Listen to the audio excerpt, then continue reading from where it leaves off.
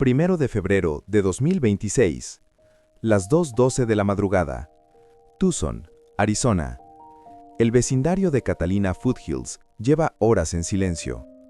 Y un hombre enmascarado está parado en el porche de una mujer de 84 años que vive sola, que tiene movilidad limitada, que requiere medicación diaria para una condición cardíaca y cuya hija es la presentadora del programa de televisión matutino más visto de los Estados Unidos. Esas 4 características, 84 años, vive sola, marcapasos, hija famosa, no son 4 hechos separados. Son la respuesta a la pregunta que esta semana 5 expertos con décadas de experiencia combinada en el FBI respondieron desde ángulos distintos con una convergencia que ningún comunicado oficial puede ignorar. ¿Por qué la eligió a ella? Empecemos con el análisis más nuevo y más perturbador de todos los que salieron esta semana. Joseph Scott Morgan, analista forense que ha trabajado con News Nation en múltiples casos de alto perfil y que pasó décadas en el campo de la forencia criminal aplicada, fue el primero en poner en palabras esta semana lo que los otros expertos habían estado insinuando sin decirlo directamente. Morgan dijo que Nancy Guthrie sería un objetivo mucho más valioso si el secuestrador sabía quién era su hija, y añadió algo que nadie más había dicho con esta especificidad. Podría ser un nieto que pueda estar en el vecindario y que tenga algún conocimiento. Un nieto en el vecindario con algún conocimiento. No un extraño que llegó sin información previa. Alguien con acceso a detalles sobre la vida de Nancy que solo se obtienen desde adentro. Alguien que puede haber sido parte del círculo de confianza de Nancy sin que Nancy lo considerara una amenaza, y que usó ese conocimiento para convertir a una mujer de 84 años en el objetivo más rentable disponible. Morgan explicó el mecanismo desde su experiencia forense directa. He tenido personas que se han aprovechado de los ancianos porque sabían que tenían dinero, y los irrumpen en su casa y los sacan de ahí, o hacen cosas terribles como asesinatos dentro de la casa. El patrón que Morgan describe tiene un nombre técnico en la criminología forense: explotación de víctima vulnerable de alto valor, y requiere 3 condiciones simultáneas para ser ejecutado con el nivel de planificación previa que este caso demostró. Primero, conocimiento de que la víctima es vulnerable, edad, movilidad limitada, vive sola. Segundo, conocimiento de que la víctima tiene acceso a recursos económicos significativos o a conexiones de alto valor. Tercero, conocimiento interno de los sistemas de seguridad, los patrones de movimiento y los momentos de mayor vulnerabilidad. Nancy Guthrie cumple las 3. Tiene 84 años con movilidad limitada que el propio sheriff describió en cámara al decir que no podría caminar 50 yardas por su cuenta. Vive sola en una propiedad en el vecindario de mayor valor del área de Tucson, y su hija tiene una visibilidad pública que convierte cualquier ransom demand dirigida a esa familia en el evento mediático más cubierto del año. Ahora el perfil psicológico del sospechoso que emerge cuando se juntan todos los análisis disponibles, porque la pregunta de por qué eligió a Nancy de 84 años no puede responderse completamente sin entender primero qué tipo de persona pudo haber tomado esa decisión y ejecutado ese plan con el nivel de frialdad que el video del porche muestra con cada fotograma. Mary Ellen O'Toole, exagente senior del FBI que pasó más de 3 décadas en la unidad de análisis del comportamiento de Cuántico, dijo sobre el sospechoso del video: su nivel de ansiedad parece ser muy bajo, y eso es lo primero que busco en una escena del crimen. ¿Estaba el delincuente tan nervioso como la situación lo requería? Tú y yo no cometeríamos este crimen, pero también, si lo hiciéramos, estaríamos hechos un desastre. ¿Realmente no ves eso en este delincuente? Bajo nivel de ansiedad. En el porche de una mujer de 84 años, a las 2 de la madrugada, con una pistola en una pistolera mal colocada y una mochila de Walmart en la espalda. Ese nivel de calma no es el de alguien que eligió esa noche al azar, es el de alguien que visualizó ese momento tantas veces antes de ejecutarlo, que cuando finalmente llegó a ese porche, su cuerpo no lo registró como una emergencia, lo registró como el cumplimiento de un plan.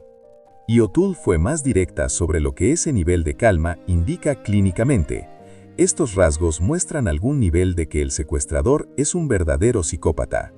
Psicópata, En el lenguaje técnico de la perfilación criminal del FBI, ese término tiene una definición específica que va más allá del uso coloquial. Un psicópata clínico tiene capacidad reducida para procesar el miedo y la ansiedad en situaciones que cualquier persona promedio registraría como amenazantes. Puede planear un crimen complejo con calma, puede ejecutarlo sin el temblor de manos que delata al criminal amateur, y puede convivir con la consecuencia de ese crimen, los titulares, las búsquedas, el FBI, la presión mediática, sin el nivel de estrés que produce errores. Eso explica por qué 31 días de investigación, con 400 agentes, 10.000 horas de video y 23.000 pistas, no produjeron un arresto. No porque el sospechoso sea invisible, sino porque es el tipo de persona que puede comportarse con normalidad suficiente como para no generar la señal obvia que la investigación masiva estaba buscando. O'Toole añadió algo sobre la relación del sospechoso con la cobertura mediática que es directamente relevante para entender por qué eligió a una víctima cuya desaparición iba a generar exactamente el nivel de atención que generó. El delincuente está muy probablemente preocupado con la cobertura mediática del caso, especialmente como el Zodiac, quien amaba los medios. El Zodiac amaba los medios. Esa comparación, hecha por una ex perfiladora del FBI con 3 décadas en la unidad de análisis del comportamiento, no es casual. El asesino Zodiac enviaba cartas a los periódicos. Las notas de rescate en el caso Guthrie fueron enviadas a estaciones de televisión locales. No a la familia, a los medios. El objetivo de esas notas no era necesariamente producir un rescate, era asegurarse de que el caso tuviera la cobertura que el sospechoso quería que tuviera. Y eso conecta directamente con la teoría de la extorsión que Morgan articuló desde el ángulo forense. Morgan explicó el mecanismo de explotación de víctimas vulnerables de alto valor. Las personas se aprovechan de los ancianos porque saben que tienen dinero. Pero si el secuestrador sabía quién era la hija, Nancy se convertía en un objetivo mucho más valioso.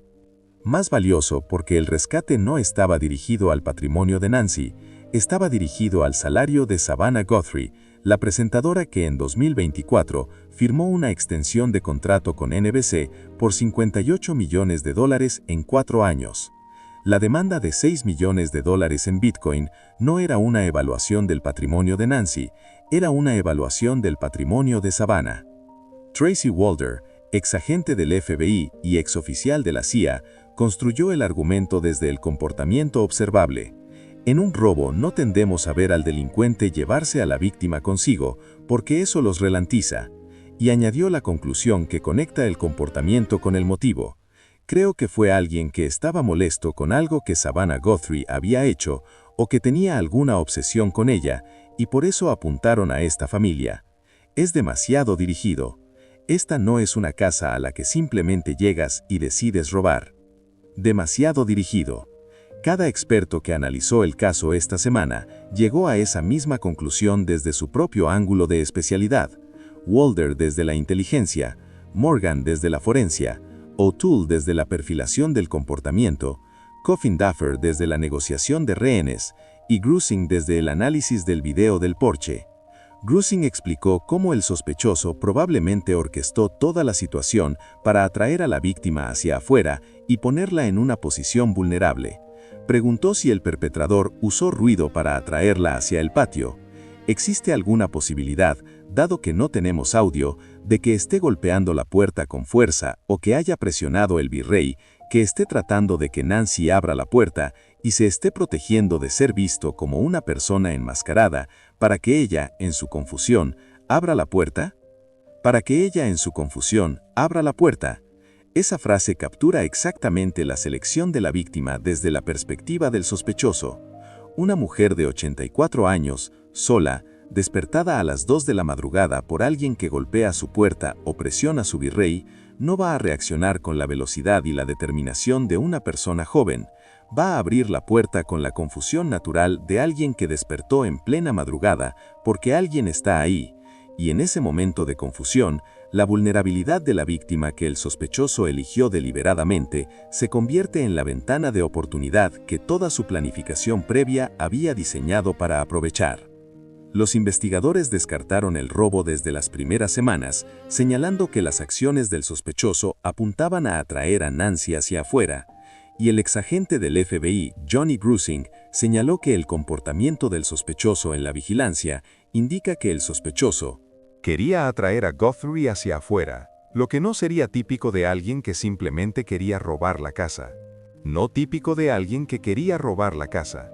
Típico de alguien que quería a Nancy, específicamente, deliberadamente, con semanas de planificación previa, con conocimiento de sus cámaras, su medicación, su marcapasos, sus horarios y la ausencia de su hija en Tucson esa noche. Y hay algo más en la selección de la víctima que ningún análisis anterior había articulado completamente. Nancy Guthrie no es solo vulnerable por su edad, es vulnerable de una manera específica que el marcapasos hace cuantificable con precisión matemática. El marcapasos de Nancy se sincronizaba con su iPhone a través de la aplicación del fabricante. Los investigadores recuperaron el último registro de esa sincronización, las 2:28 de la madrugada del 1 de febrero. Ese dato significa que el sospechoso tenía en su poder a una mujer cuya condición cardíaca podía monitorearse indirectamente a través de esa sincronización mientras continuara funcionando.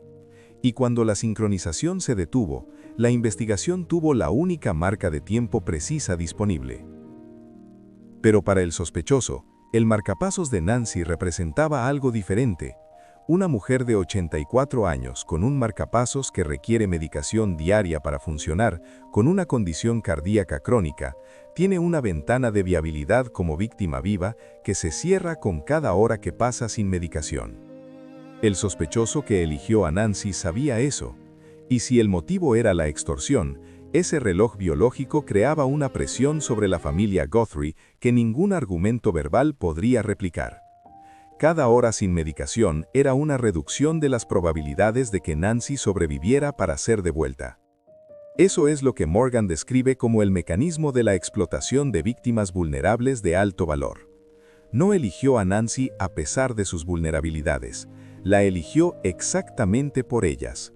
Porque cada vulnerabilidad, la edad, el marcapasos, la movilidad limitada, la soledad, amplificaba la presión sobre la familia Guthrie y sobre las autoridades de una manera que ninguna víctima más joven y más saludable podría haber producido con la misma intensidad. Y Coffin Duffer lo resumió con la frase que conecta todos estos ángulos en una sola conclusión. Desde el principio, esas notas nunca tuvieron sentido en términos de alguien que verdaderamente estaba tratando de obtener un rescate. Parece más como si estuvieran tratando de torturar a la familia Guthrie. Torturar a la familia. No con el crimen en sí, con la incertidumbre, con el tiempo, con la imagen de una mujer de 84 años con un marcapasos y sin medicación en algún lugar desconocido, mientras su hija aparece en televisión nacional rogando. Ese es el sufrimiento que el sospechoso eligió producir cuando eligió a Nancy Guthrie. No la eligió a pesar de tener 84 años, la eligió porque tiene 84 años, porque vive sola, porque tiene un marcapasos y porque su hija es la presentadora del programa matutino más visto de los Estados Unidos. Nancy Guthrie lleva 31 días desaparecida. La Task Force de Homicidios tiene el caso. El ADN en Florida sigue en proceso. La genealogía genética corre en silencio. Y en algún lugar, la persona que eligió a Nancy con toda esa planificación y toda esa frialdad sigue calculando si el mundo la va a encontrar antes de que ella decida. $1 millón, en efectivo, con un PIN de 7 dígitos, para quien sepa dónde está la persona que eligió a Nancy exactamente porque nadie esperaba que alguien eligiera a una mujer de 84 años con un marcapasos y sin medicación.